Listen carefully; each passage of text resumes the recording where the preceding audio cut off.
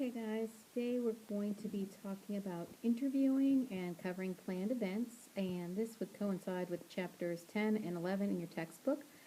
Since it's two chapters, we are going to spend 2 weeks on these units, so you're going to want to start watching these videos today, which is April 7th, and then watch the second part, because I'm going to do this in two different parts, next week on April 14th. You will have an interview assignment that goes along with this. That interview assignment is going to be broken into several different chunks, 4 different chunks. I'm going to explain the assignment in the second video that goes along with this lecture, so you might want to watch both videos early this week, or at least by Thursday of this week. And you don't have to watch the whole thing. You can always skip to the end. If you think that you can read through the assignment and simply understand it by reading it, then you're more than welcome to do that as well. But we're going to be talking today a little bit about interviewing. So there is different types of interviewees that you will encounter while you are doing your job. One of the best types of interviewees is going to be an eyewitness. A lot of times you will use eyewitnesses at the scene of breaking news events. So many times these are for breaking spontaneous news stories. These aren't actually things you can plan in advance. You'll talk to eyewitnesses if you are at the scene of a car accident. Maybe someone who saw the car accident or saw the aftermath of it.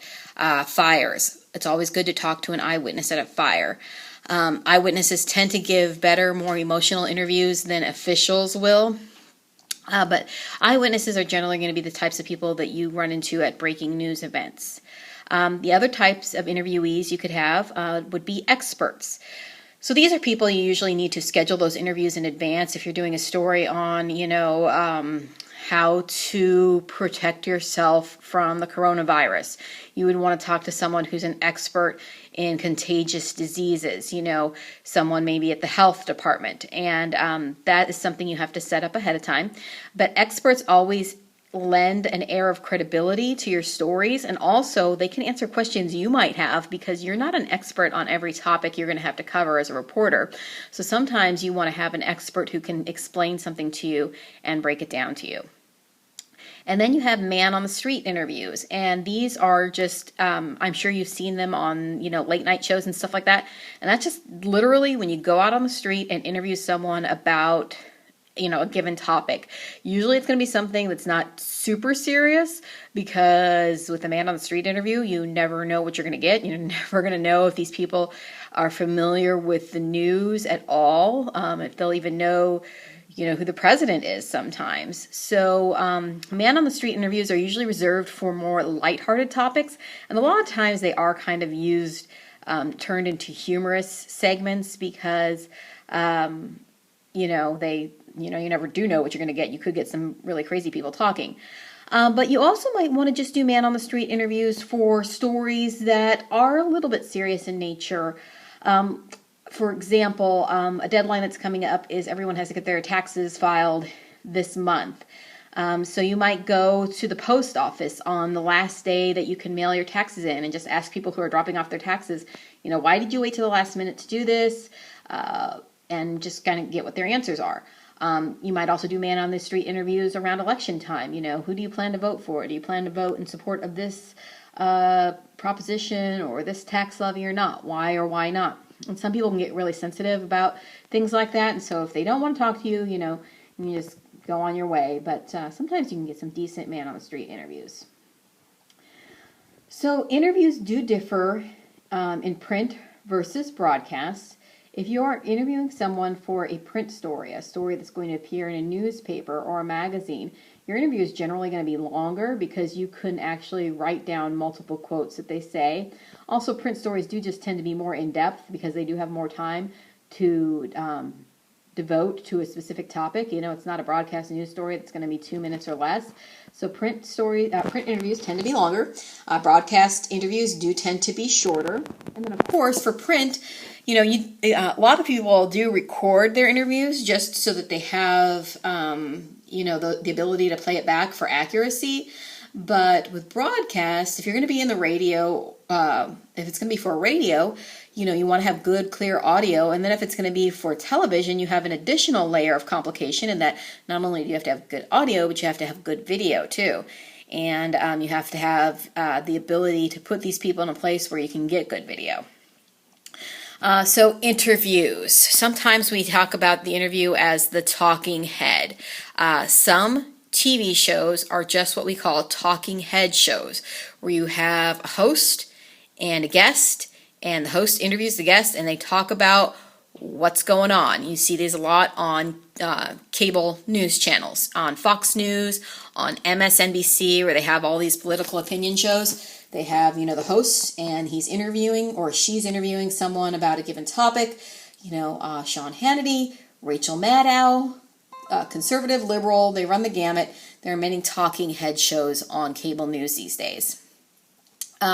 So quotes, what do you do with quotes? Quotes are sound bites, they're also called bites or actualities.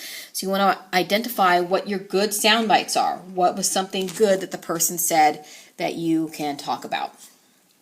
And your goal is to find out as much newsworthy information as you can from the interviewee. You definitely want to get the who, what, when, where, why, and how. But that's just the basics. You have to get that information so you understand the story and can tell the story, but you also want to usually get some good opinion bites in there. And if you can get someone to say something kind of crazy or outrageous or surprising, more power to you. So what do you do before the interview?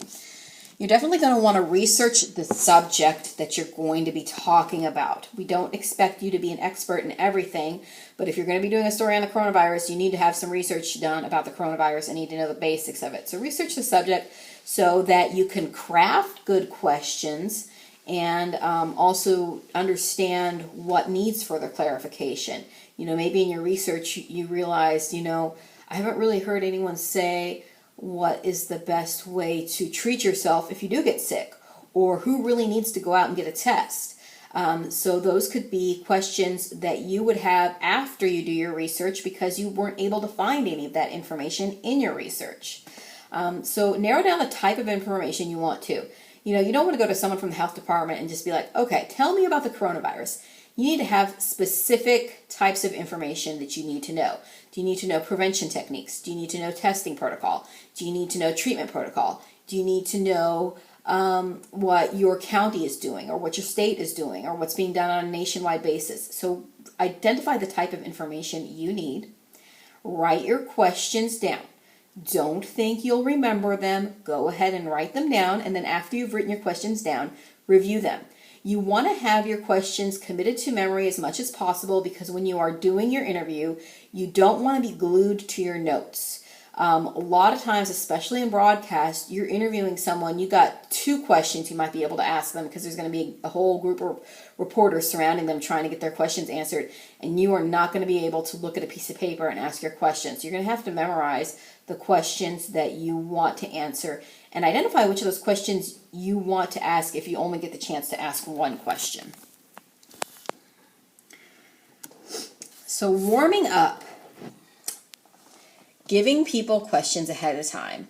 This is amateur hour. And I have had people that I wanted to interview that have said that they want to get the questions ahead of time. And to me, that just smacks of being an amateur, of not being able to do your job. Part of your job, if you're an expert or official, is to be able to answer questions and answer tough questions from the press, because the press represents the people. And so you should be able to answer any question and not to need to get it ahead of time. Quite frankly, our president is an example of someone who doesn't like to answer tough questions, and a lot of times if he's asked a question he doesn't like, he will go off on that person, which that is really kind of unprecedented in history. Usually people that are in high elected positions like that know that they're going to get asked questions and they have to answer them. So I don't like to give questions ahead of time. I will say that one time our class was going to interview the mayor of Jefferson City. It's not the current mayor, it's a past mayor, and I'm not going to say who it was because I don't want to badmouth them, even though this was really a petty move. He said that the only way he would come on the air and be interviewed by student reporters was if he got the list of questions ahead of time. And I was working on this project with a colleague, and against my better judgment, the colleague agreed to send him the questions ahead of time. And then the mayor edited the list of questions, said what he would answer and what he would not answer, which again is ridiculous, and sent the list back. And the colleague said, okay, this is what we'll do. And then at the last minute, the mayor canceled and said he wasn't going to do the interview at all. So, I mean, it's just really unprofessional for someone to ask for a list of questions ahead of time.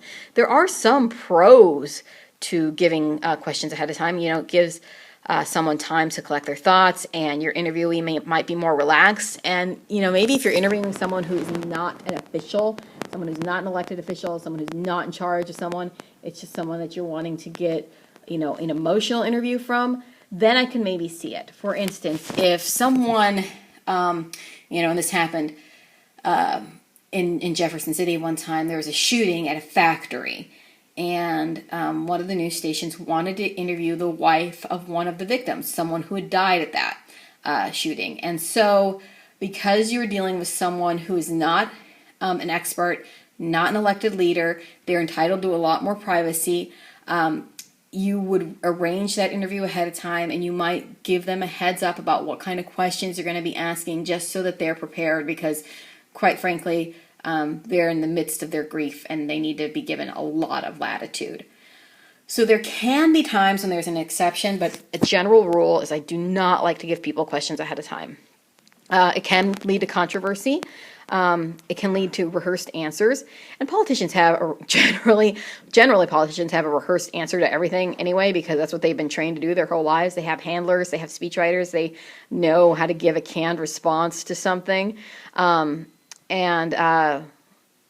so they have rehearsed answers anyway. Like I said, most politicians do. This president is an exception, and that he doesn't have a canned answer to even like the most basic question, like, what do you tell Americans that are scared? I mean, that's kind of a softball question. You can give any platitude you wanted, and it would be a reasonable answer, and he can't even do that. But, rehearsed answers a lot of times can sound just like that. They can sound like they're rehearsed. They can sound like they're being read, and they don't really convey any emotion or give any additional meaning to the story. Also, it doesn't give you the ability to ad lib, because if you're asking someone questions during an interview, you're going to have your written questions and the questions you planned to ask ahead of time, but as you're conducting the interview, you should be listening to what the person is saying, and based on what they're telling you, you're going to come up with their on-the-spot, brand-new questions you like to ask. Be like, okay, wait, let's go over that a little bit more, because I didn't realize, that was a contributing factor. So let's talk about that a little bit more in depth. And if someone has asked for all the questions ahead of time, you're not going to be able to do that. And sometimes your best quotes can come from questions that you had ad-libbed. You didn't even know you were going to ask. I'm sorry, the screen keeps going blank here. I'm kind of low-tech and trying to do this while my kids are running around in the background as well. Okay, informational. So there are times you want to get general information about a subject that is not already known to the public or to the reporter. Generally, we don't want biographical information. Biography questions are really boring. No one really cares. So where are you from? What is your occupation? What do you do? Where did you go to school? What street do you live on? That sort of thing. How old are you? We don't need to know that kind of information. So avoid boring biographical information. Questions. Your goal is to get new information. So you want to get information that no one knows yet, that's brand new, or you want to capture emotion. And every time you interview someone, you should ask them, can you say and spell your name?